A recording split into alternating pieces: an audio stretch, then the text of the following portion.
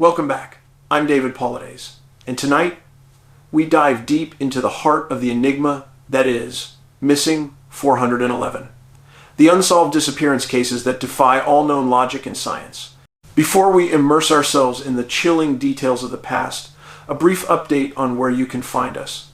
We're taking the search to the seas in 2025, not for a relaxing vacation, but for a summit on the unexplainable. Join us on the Caribbean Bigfoot cruise. We've tackled Alaska.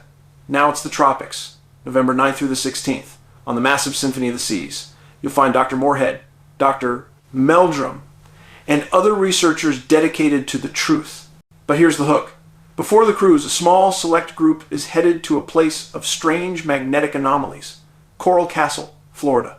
This structure, built by one man against all engineering possibility, is a perfect prelude to the impossible cases we investigate. I'm also speaking at several key events this year. If the California desert calls to you, join us at Contact in the Desert over Memorial Day weekend. It's a massive gathering focused on UFOs and the paranormal. For those in the Mountain West, the Bozeman Conference in Montana, June 27th and 28th, will be crucial. And in September, the Phenomicon in Utah, where the mystery surrounding Skinwalker Ranch itself will be a central focus.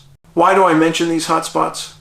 Because the cases we examine tonight, cases that fit the Missing 411 profile, demand that we look beyond the mundane explanations. We must consider the high strange possibilities. We are talking about UFO disappearances, paranormal activity, and the dark specter of dimensional rifts. Anything that can provide the calculus to solve the impossible. Tonight, we start in 1906, the era when the American wilderness was a true, untamed frontier. And the term disappearance meant an absolute, terrifying, vanishing act. Our first case is a classic, chilling example of the Missing 411 phenomena. It's a case from a time before organized searches existed. Cecil Brittain, just 4 years old. He went missing on July 15th, 1906, at 5 p.m.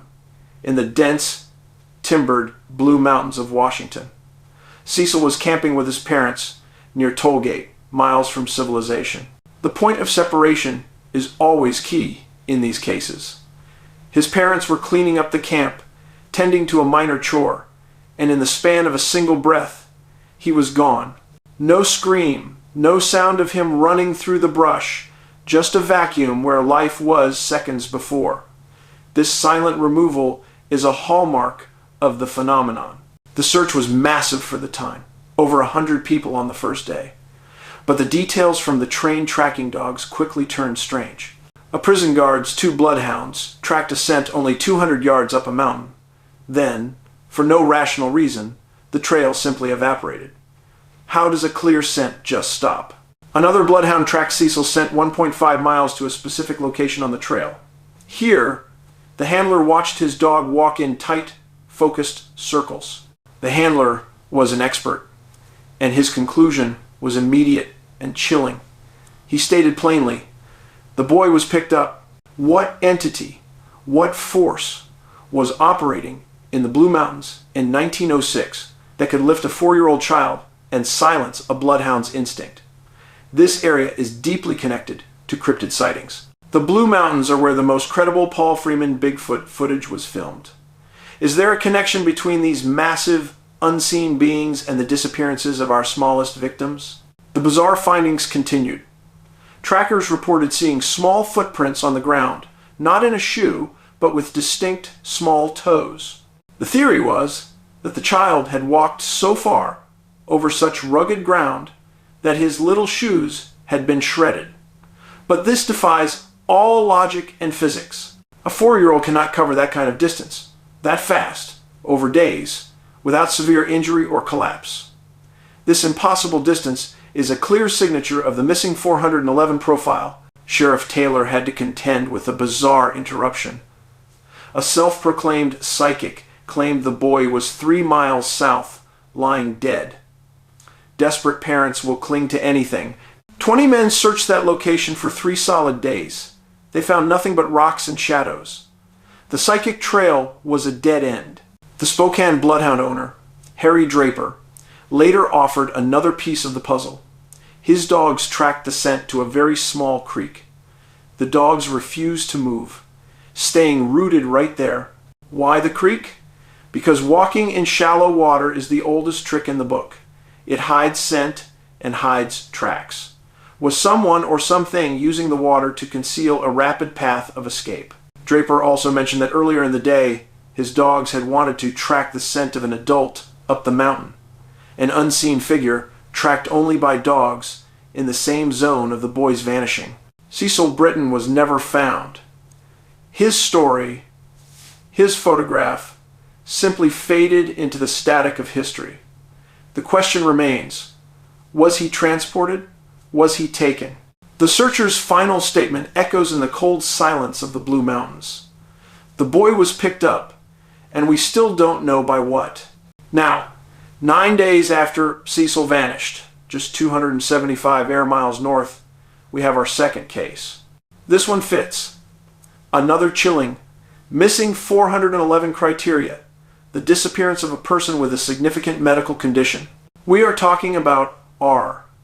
Mayer, 76 years old, a timberman near Napavine, Washington. He had recently suffered a devastating stroke. He was immobile, described as decrepit. On July 24th, 1906, Mayer took a bag of lunches to his sons, working just half a mile away. A journey he knew like the back of his hand. He was too frail to wander. At 6 p.m., the sons came home. Dad never came with lunch. R. Mayer, the slow, familiar figure, had simply vaporized on a known path. This is the raw terror. It's not about getting lost. It's about being instantly and silently removed. The searchers knew he couldn't have traveled far. Over 100 people searched shoulder to shoulder within a tight 2-mile radius. They scoured every rock and every fallen log. But they found nothing. The most crucial detail, he dropped nothing. No cane, no hat, and the bag containing the food for his sons was never recovered. He stepped into the void, clean and complete.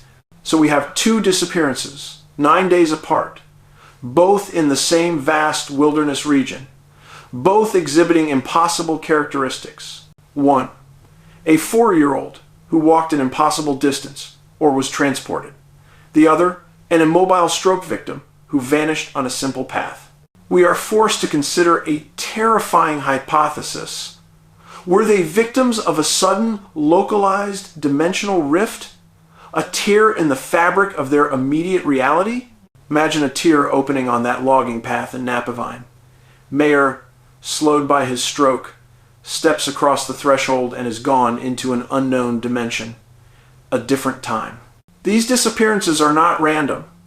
They respect no age, no physical condition. They happen too close in time and too close to known geological energy hotspots. The Blue Mountains and the area near Mount St. Helens are zones of profound, unexplained geological activity. Could these be the triggers for these sudden, non-linear vanishings? The force operating in the wild respects no age and obeys no human law. It is a systematic removal that the term missing 411 attempts to define and catalog. I've had high-level physicists confirm that the concept of portals is real. If a gateway opens up a few feet behind your child, they can be removed in a second with no sound, no witness. The evidence points to an undeniable truth. The search guidelines for lost people may be fundamentally wrong. Our victims are miles outside the rational grid. Until we understand what is truly happening, the wilderness remains a place of profound danger. It's not just about animals and weather, it's about the very physics of the impossible. We are dealing with an unseen entity, be it a dimensional rift, a terrible element of alien abduction, or the territorial action of a gigantic cryptid that claims the unwary. Be alert, be prepared, because the missing person is often only 5 feet away from you. And sometimes that is the most dangerous distance of all. I'm David Paulides. We'll see you next time.